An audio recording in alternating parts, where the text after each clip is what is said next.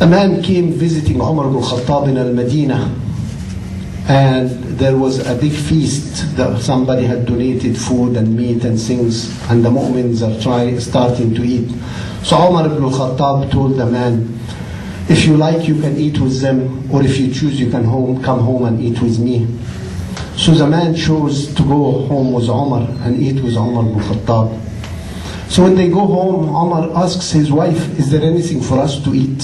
SubhanAllah, anything to eat. Amir al-Mu'mineen, who's ruling this great empire, asking his wife, is there anything for us to eat? She said, just some dry bread and some cheese. So she brings it, and the man looks shocked. He had chosen the meal with Omar ibn Khattab, the Amir al-Mu'mineen, thinking it's going to be a much better meal than what he's seen, the nice food.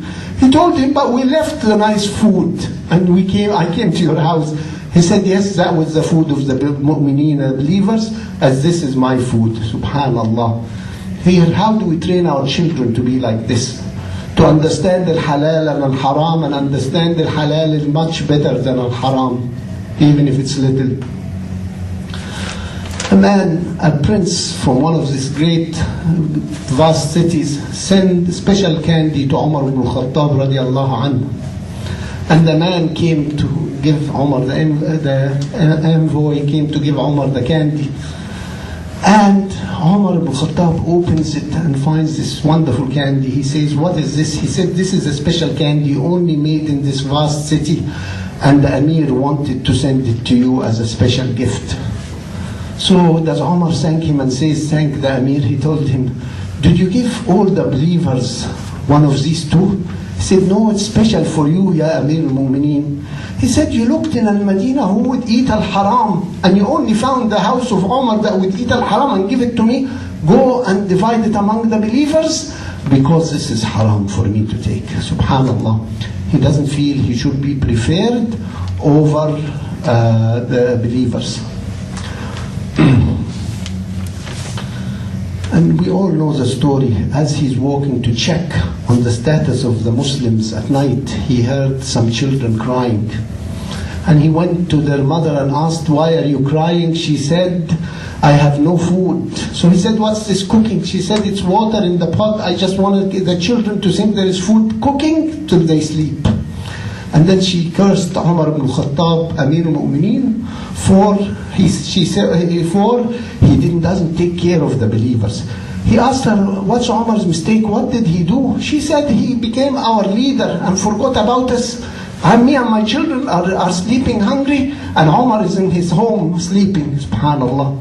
So he went to Bayt al-Mal, the treasury house, and goes and bring food.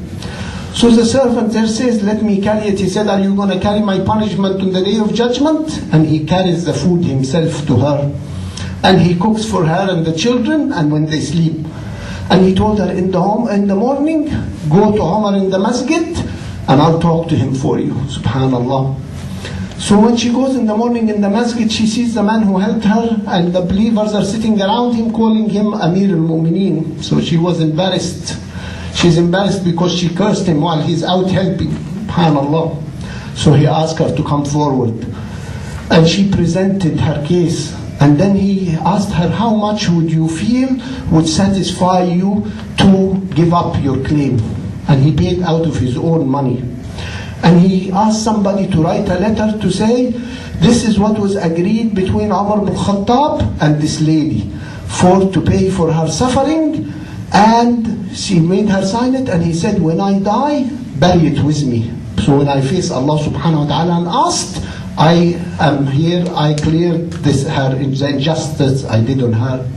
And this is very important.